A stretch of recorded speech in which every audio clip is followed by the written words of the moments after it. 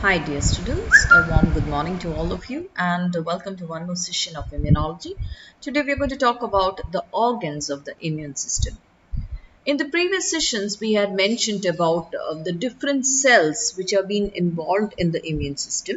Some of the cells were being involved in the innate immunity, as some of the cells like the T lymphocytes and the B lymphocytes were being involved in the acquired immune system, immunity.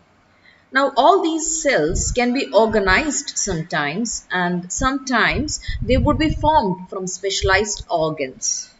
And these organs also do contribute in the immune system. If you go to consider the organs which have been involved in the immune system, you can classify them into the primary lymphoid organs, the secondary lymphoid organs, and sometimes you also call them as the tertiary lymphoid tissues. So, the basic classification is a primary lymphoid organ and the secondary lymphoid organ, but some do explain another system called the tertiary lymphoid tissues also, which has been found to be less organized. So, among the primary lymphoid organs, they mainly refers to all those organs where the immature lymphocytes become mature and they differentiate into the antigen sensitive B and the T cells. We do have basically two primary lymphoid organs. One is the bone marrow and the second one is the thymus. Bone marrow is a place where the B cells or the B lymphocytes becomes mature, whereas thymus is the primary lymphoid organ where the T lymphocytes becomes mature.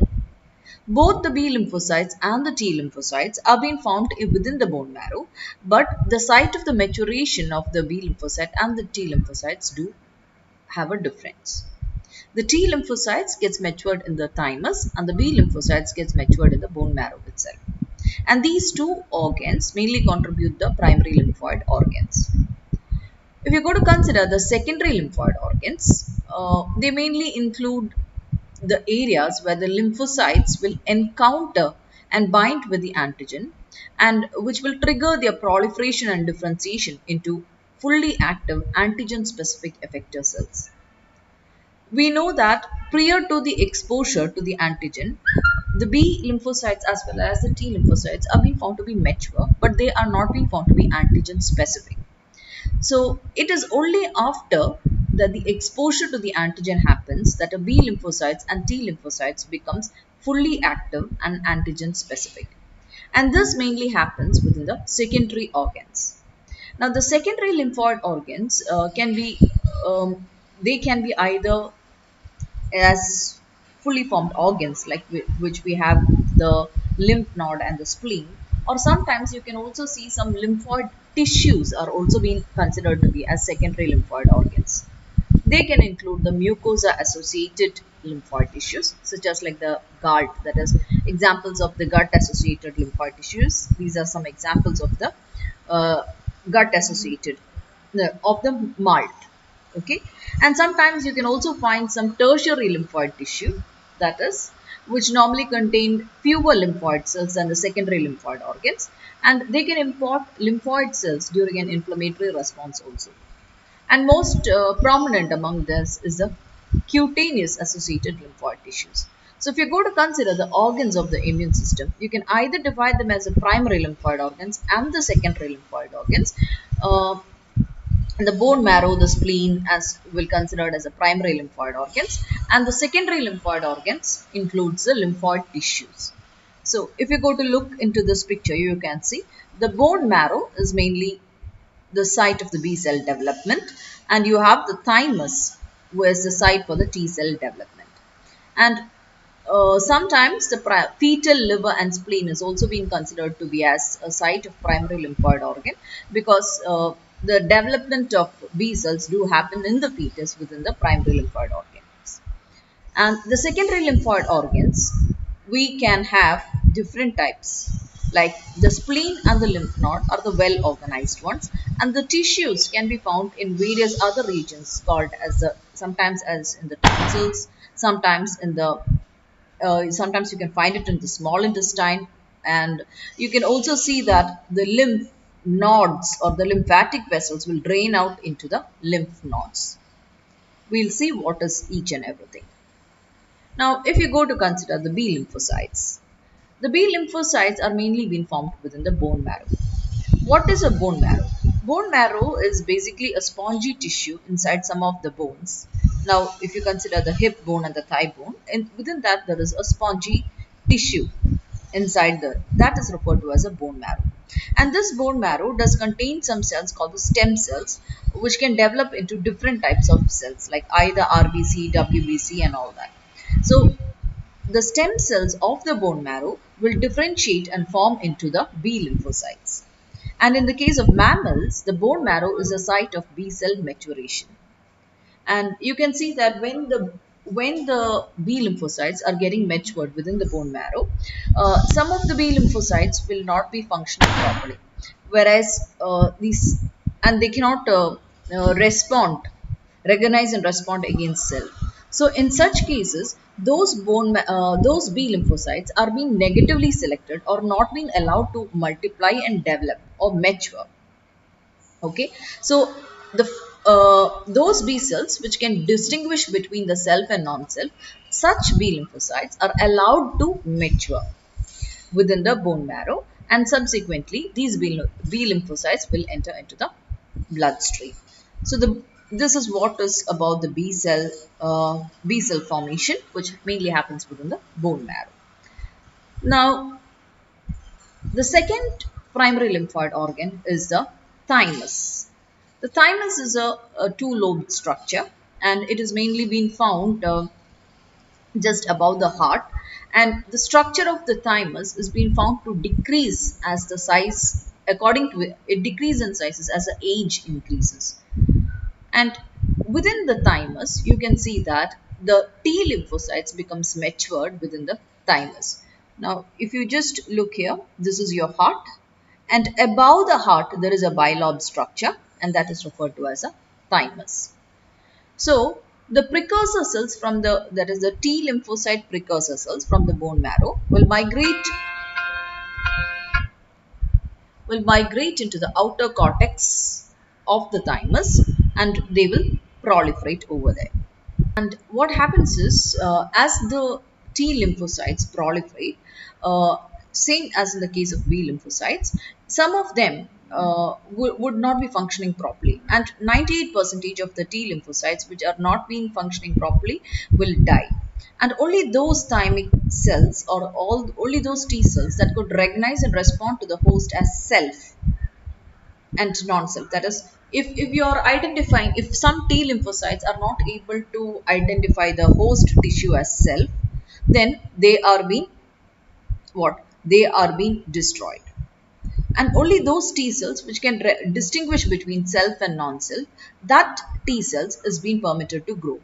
So what happens is, among the total T lymphocytes which reach from the bone marrow to the thymus, only 2% will become mature and they enter into the bloodstreams. And these 2% is those T lymphocytes which can able to distinguish between self and non-self.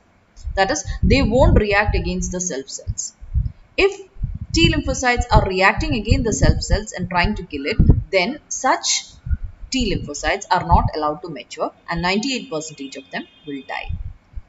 So, these T cells will recognize and respond to the myriad of foreign non-host substances, collectively referred to as non-selves. So, the main distinction between the B lymphocytes and the T lymphocytes and their selection mainly happens if they are being allowed, if they are able to identify which is self and which is non-self. If any of the lymphocyte is not able to distinguish a self and which is not, if it is trying to act against a self cell, those lymphocytes are not allowed to permit to become mature. And this maturation of the lymphocytes mainly happen within the bone marrow as well as in the thymus. Now let's move on to the secondary lymphoid organs. Among the secondary lymphoid organs, the first two most important ones is the spleen and the what? Lymph node. You can see the spleen. This is the spleen. The spleen is mainly being found in the abdominal cavity, and you can see at times. Okay, we'll just go into the spleen, then we will talk about the lymph node.